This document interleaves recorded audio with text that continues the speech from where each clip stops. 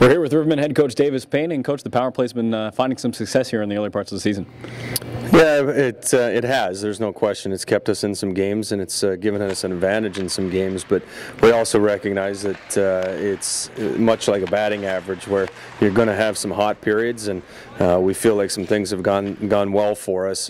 Part of it's a function of skill, but part of it's a function of where our emphasis is. We just want to create opportunities to get as much zone time as possible, and by doing that, you hope that percentages kind of land in your favor by executing plays to the net, getting some second chance opportunities. And we've obviously had some guys play pretty well. You know, Yunlin and Bell make a pretty good pair back there, and you know, Eller, when he was here, had a pretty good run. Drzenovic, and now all of a sudden you got Talbot and Palusha and Sony starting to execute a little bit, and obviously got a big goal from Lampman and from Richmond last game against Milwaukee. So it's certainly something you need. It's something that we've continued to work on every single day, and it's a big part. Special teams plays a huge part in winning or losing hockey games, and it's certainly good to see it started off that way, and we know what we need to do to continue that success, and that'll be our focus. Let's rewind a little bit back to the beginning of this season, where you picked your leadership people and you actually played a few games with 3 A's,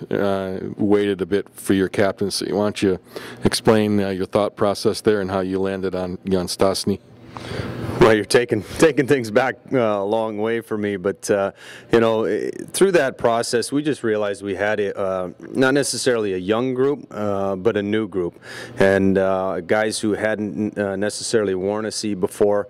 But most importantly, we wanted to find out about ourselves. We wanted to make sure that in the early part of the season, we tried to spread the leadership message to everybody, whether you are a penalty killer, whether you're a power play guy, whether you're a first-year guy, whether you're a fifth-year guy. There's certain areas of expertise that we wanted all our guys to have a voice in, and from that allow guys who, you know, were vocal and have that natural tendency to kind of rise above that, and, you know, give ourselves, you know, players, staff, everybody included, a chance to see how that functions on a daily basis, and kind of pick from there, and let guys who were comfortable be comfortable by having 6 games under their belt, and letting teammates recognize that scenario by, you know, asking for their input, and kind of assessing what we thought was you know, the best fit for our hockey club. And when we look at the captaincy, when we look at Jan Stastny, we look at a lot of different criteria that goes into leadership. Obviously, a guy who's got a presence, a guy who has a voice, a guy who does things right, both with his work ethic in practice and in games, and also the ability to establish some emotional control, and whether it be with officials or during times, you know, in practice, but mostly during games where, you know, there's highs and there's lows, and we've got to make sure we've got a guy who's, you know, kind of pointing us through the, you know, through the storm, so to speak, and in the right direction at all times. And, you know, the guy that's got the voice that is able to stand up and say, hey, let's calm things down here, let's get back going in this direction, or, you know, recognizing a push by your opponent, and recognizing we got to pull things up here. So Jan is obviously a guy who grew up with the game. He does all the right things, he knows all the right things, and now we're getting to see him have a chance to say the right things, and I think he's attached to the role pretty well, and he's done a great job so far. You had a couple of guys get off to a great start in Yunland and Nicholas Drzenovic. Drzenovic in particular was in that group of third-year pros that you needed to get something, you know, a positive impact from this year. Well, there's no question. If we were going to have some success, we had to have guys step up in offensive roles, and Draz is a guy who's done that. We switched him over to the wing, and it seems to give him a little bit more opportunity to use his energy in offensive situations as opposed to defending in our own zone. And I think that's kind of, you know, loosened him up a little bit to kind of try and push the envelope a little bit. Now, obviously, he's got off to a great start, and, you know, Lars Eller was a part of that, and, you know, those two guys playing together. We needed, you know, guys like that to kind of feed off each other, and, you know, now even though it's, you know, you want to get off to a good start, we're 13 games into it now, and you've got guys like Talbot starting to get going, and, you know, these are things that, you know, a hot start doesn't necessarily mean what you're going to get what you need as the season goes along. You'd certainly rather finish hot, and find a way to grind through the regular season. But all these guys are getting an understanding on where their role is, and sometimes for your offensive guys, that first goal is seems like it can take forever. I can remember one time it took me 15 games, and I thought about 5 games into it I was going to put my head through a wall. So any chance you have that you can get early success, it's certainly something that these guys are able to feed off of. But also sticking through the process and knowing that your third-year guys, your Porters and your Reeves and Talbots, and these guys are all going to have a chance to play big roles and influence the wins for our hockey team. You talk about some of that offense, and a lot of it's coming from the defense, with Unlin leading the team in points. You've got Danny Richmond getting involved, Steve Wagner's getting involved. The defense on paper, some pretty strong guys that you've had here in your time, and even the last 4 or 5 seasons.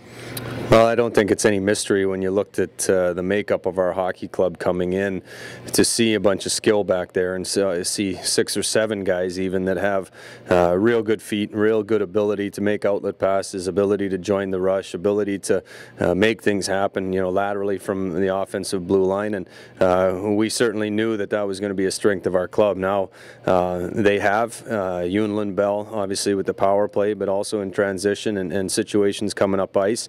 That has been, and we expected it to be, a strength of our hockey club. We need to kind of turn that around. We like where we are with our goals for. We don't like where we are with our goals against, and that's something that we've got to get cleaned up. That's something that not only attention has to be paid to, but a mindset has to kind of be embraced by these guys. They've all been geared to, play the game very well with the puck on the stick and heading out of our zone. Now, there's also a job to be done in our zone and in front of our net, and if we can take that group of 6 or 7 guys that have all those abilities and kind of complete them as far as what they're doing in their own zone, I think we're going to be in real good shape. Defense has been putting up the offensive numbers without Justin Fletcher as well, who's out for probably another month. Coach Davis Payne, thank you for your time, and we'll talk to you again next week. Thanks a lot, fellas. Okay, Ice Time Online inside the Rivermen locker room, and I'm with Jan Stosny, captain of the Rivermen. We have some questions emailed in from fans. Jan, got 2 for you. All right. Well, the first question I got here is from Janice from Morton, and she writes, "It looks like you are the only guy on the team that still uses a wooden stick. Why do you still use them?" Janice, I don't know why I still use them. I want to say I'm kind of stubborn when it comes to changing, but it's something I've always used growing up. My dad's used them, my uncles used them. It's something that I feel comfortable with, and right now I don't have that mindset to switch over to the one pieces, but they're working for me, and as long as they're working, I'm going to hang on to them for right till the end of my career. And then the second question I got is from Nicholas from Peoria, and he asks, what was it like to be named captain of the team? And to be honest, it was a real big honor. Last year I had Trent Whitfield, who was our captain, and he's a good friend of mine, and to be able to have to carry that C on my jersey was a big honor, especially knowing that a lot of the guys on the team kind of had their input, and the coach Painter definitely gave me the seat to lead this team. So I take it in stride, and I take it with a lot of honor and wear it with a lot of pride. Each week here on the segment, we will give you in-depth looks at the Rivermen team, and of course hear from the Rivermen head coach Davis Payne. We also want to hear from you, so if you've got a question for one of the players, submit it at radio@rivermen.net.